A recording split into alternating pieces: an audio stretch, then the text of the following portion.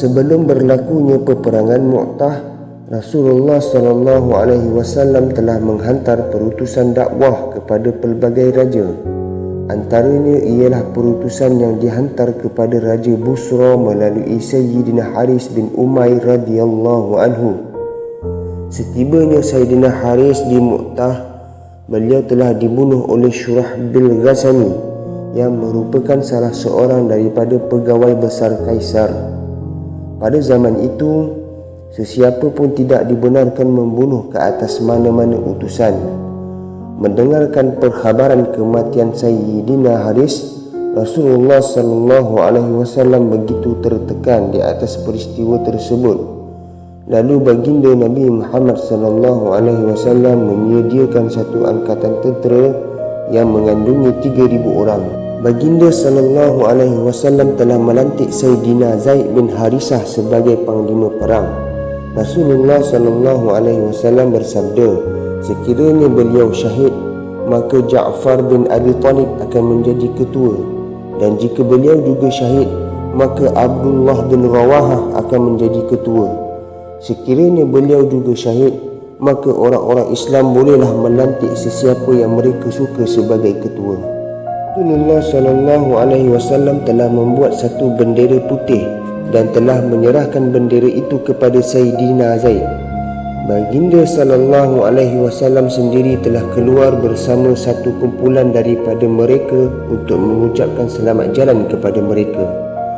Apabila orang-orang yang mengucapkan selamat jalan itu ingin pulang, mereka telah berdoa untuk para mujahid itu. Semoga Allah membawa kamu pulang dengan selamat bersama kejayaan, dan semoga Allah memelihara kamu daripada segala keburukan. Mendengarkan doa itu, Sayyidina Abdullah bin Rawahah pun telah menyahut doa itu dengan membaca beberapa rangkap syair. Syairnya berbunyi, "Aku inginkan supaya dosa-dosaku diampunkan oleh Tuhanku, dan aku inginkan sebilah pedang yang akan memancutkan darahku, ataupun satu tombak yang akan mengoyak keluarkan jantung dan tali perutku. Apabila orang-orang lalu di depan kuburku, mereka akan berkata, semoga Allah memberi petunjuk dan menjayakan kamu wahai pejuang.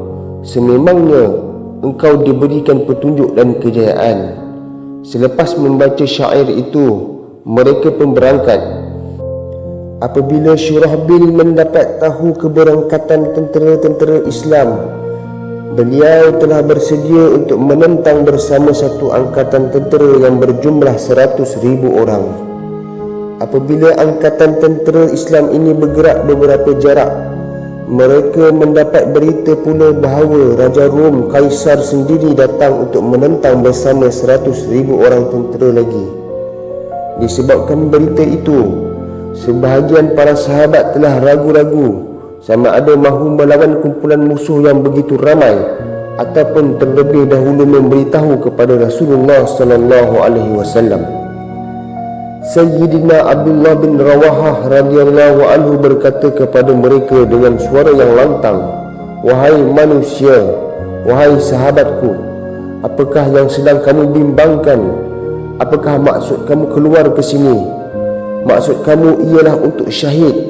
Kita tidak pernah pun berperang dengan menggunakan kekuatan dan bilangan tentera yang ramai.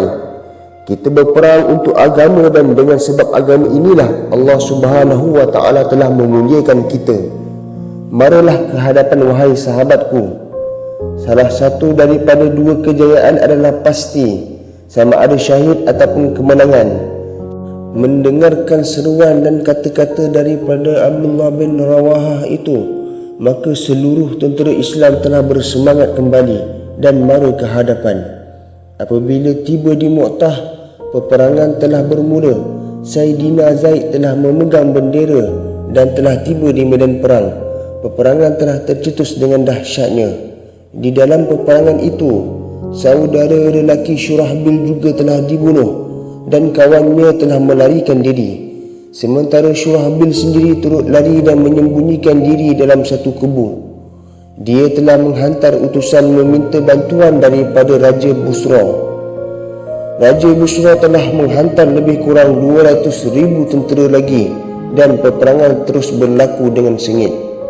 Sayyidina Zaid telah syahid. Mendengarkan perkhabaran tentang kesyahidan Sayyidina Zaid, maka dengan pantas Sayyidina Ja'far pula memegang bendera dan beliau sendiri telah memotong kaki kudanya supaya tidak terlintas di hatinya untuk pulang dari medan perang. Beliau telah membaca beberapa rangkap syair.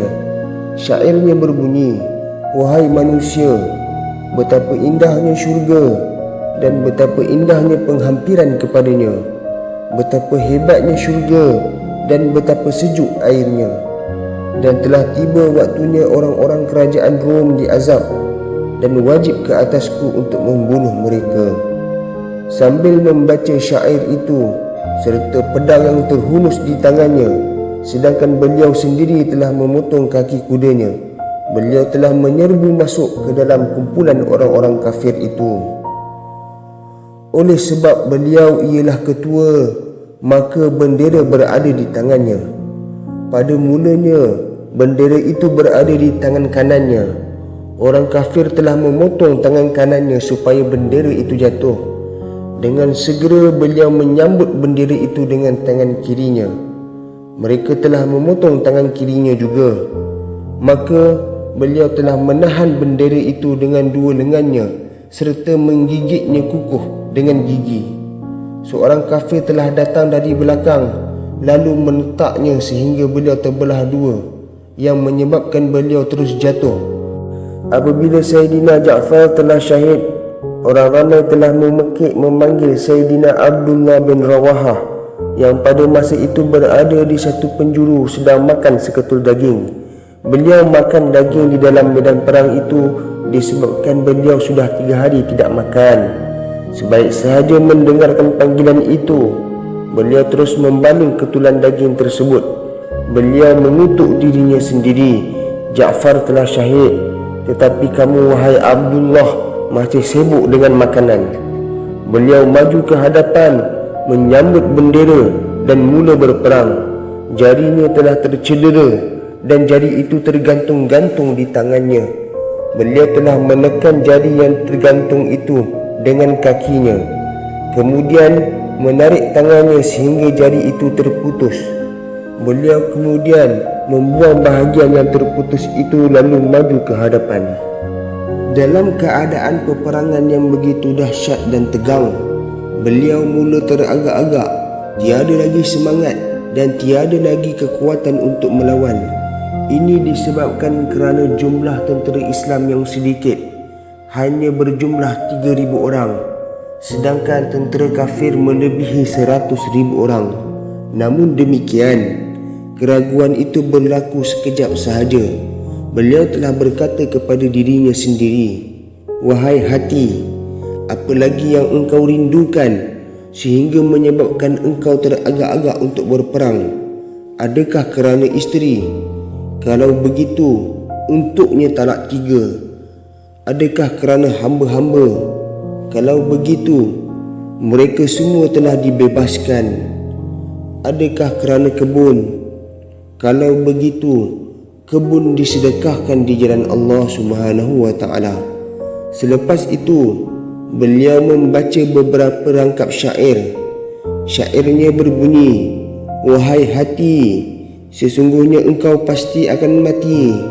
Sama ada engkau suka ataupun tidak suka, engkau telah hidup dengan senang lenang begitu lama. Renunglah, engkau hanya daripada setitis air mani. Lihatlah orang-orang kafir datang menyerbu orang-orang Islam. Apakah yang telah terjadi pada kamu sehingga kamu tidak lagi cinta kepada syurga? Sekiranya kamu tidak terbunuh pun, akhirnya kamu pasti mati juga." Selepas membaca syair itu, beliau turun dari kuda. Sepupunya datang membawa seketul daging sambil berkata, "Makanlah sedikit untuk menegakkan tulang belakangmu. Sudah beberapa hari engkau tidak makan." Beliau lalu mengambil daging itu. Dalam pada itu kedengaran suara serangan daripada satu arah. Beliau telah membaling daging itu, lalu mengambil pedang dan terus menyerbu ke arah kumpulan musuh. Beliau terus menghayun pedangnya sehingga beliau juga gugur syahid. Inilah teladan yang terdapat daripada seluruh kehidupan para sahabat. Setiap kisah mereka memberi pelajaran kefanaan dunia dan kerinduan akhirat. Tidak usah ditanya tentang sahabat-sahabat, para tabi'in pun masih diwarnai dengan warna kehidupan yang sama, semangat yang sama berjuang demi agama.